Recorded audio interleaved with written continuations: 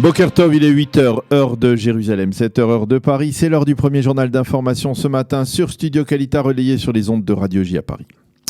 Une donnée préoccupante a conduit le Premier ministre Binyamin Netanyahou à se présenter hier soir à nouveau devant les citoyens israéliens dans une allocution télévisée importante. En une journée, hier, on a en effet recensé en Israël plus de 210 nouveaux cas de coronavirus. Et durant son intervention, M. Netanyahou a très fermement mis en garde les Israéliens. Nous sommes au début d'une remontée de la pente qui pourrait nous conduire vers une nette augmentation des malades graves et même du nombre de décès. Il ne s'agit pas d'une augmentation de quelques malades ou même de quelques dizaines. Nous en sommes déjà à quelques centaines et cela, nous ne pouvons pas nous le permettre. Car si cette tendance se poursuit, a dit M. Netanyahou hier soir, nous serons obligés de restaurer les restrictions que nous avons levées et cela affectera incontestablement l'économie israélienne. Le Premier ministre a souligné que l'économie se portait légèrement mieux et que le marché économique était en pleine effervescence. Mais le problème aujourd'hui est que c'est le dossier sanitaire qui est prioritaire. M. Netanyahou a appelé le public à respecter les directives en matière du port de masque, de distanciation sociale et d'hygiène des mains.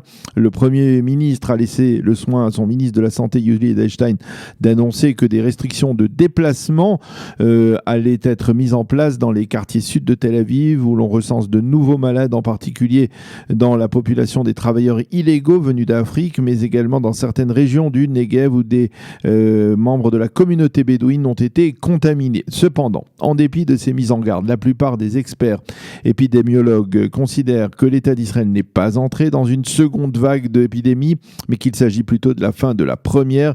Ils insistent en effet sur le fait que la politique du nouveau ministre de la Santé, Yuli Edelstein, est de procéder à des tests même auprès de gens asymptomatiques, et la donnée la plus importante pour les experts reste le nombre de malades graves. Tant que celui-ci n'augmentera pas exponentiellement, eh bien, il n'y a pas de raison de se faire trop de soucis, ont avoué ces experts. Il faut souligner que le nombre de malades graves et de malades sous assistance respiratoire reste sensiblement le même au cours des derniers jours.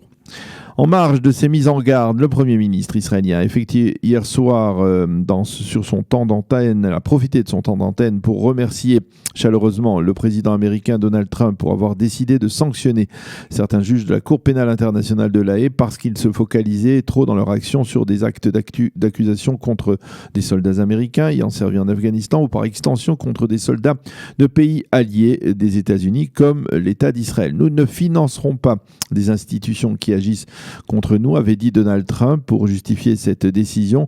Et cette démarche a donc été saluée hier en anglais en guise d'introduction de son allocution télévisée par Binyamin Netanyahou. Selon les observateurs, M. Netanyahou a insisté sur ces remerciements afin de montrer que contrairement à ce que le président du Conseil des localités juives de Judée et de Samarie, David El-Lahiani, avait prétendu il y a quelques jours, le président américain était bel et bien un véritable ami d'Israël capable de monter au créneau pour défendre l'État hébreu sur la scène internationale et à de multiples reprises. Ceci étant, selon certaines sources israéliennes, M. Netanyahou pourrait revoir à la baisse son plan initial de souveraineté israélienne sur 30% de la Judée et de la Samarie et sur la vallée du Jourdain.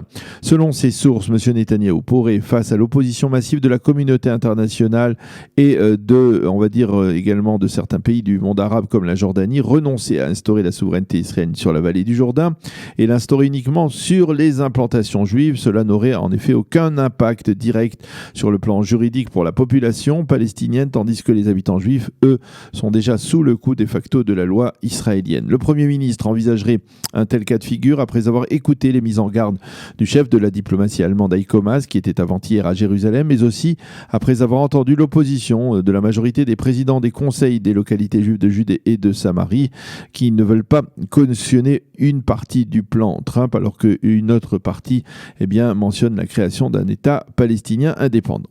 La semaine prochaine se tiendra à Tel Aviv probablement ou à Jérusalem avec l'ambassadeur des États-Unis en Israël, David Friedman, une réunion importante qui déterminera la fin du tracé des cartes de souveraineté définies donc par un comité conjoint israélo-américain. Hier, le Premier ministre a reconnu que les déclarations intempestives et répétées autour de la démarche de souveraineté portaient atteinte à la concrétisation de ce projet. Et puis nous terminerons ce premier journal par un geste humanitaire israélien à souligner, un geste que la Cour pénale internationale devrait connaître dans l'espoir peut-être de modifier son approche souvent hostile envers l'État hébreu. Un bébé syrien de 10 jours souffrant d'une très sérieuse insuffisance cardiaque a été transporté d'urgence ces derniers jours de Syrie vers l'île de Chypre, et de là il a été acheminé par avion spécial à l'hôpital Shiba de Shomer à Tel Aviv pour y subir une opération qui a été réussie, qui lui a sauvé la vie. C'est la première fois que l'hôpital Shiba s'occupe d'un tel cas depuis le début de l'épidémie de coronavirus. Le père de l'enfant, qui est donc syrien, l'a accompagné. Il restera à son chevet le temps qu'il faut pour qu'il soit hors de danger. La météo pour terminer, temps ensoleillé et chaud sur l'ensemble du territoire israélien. Il fera aujourd'hui 28 degrés à Jérusalem, 27 à Tel Aviv et 36 degrés à Eilat. C'est la fin de ce premier journal d'information.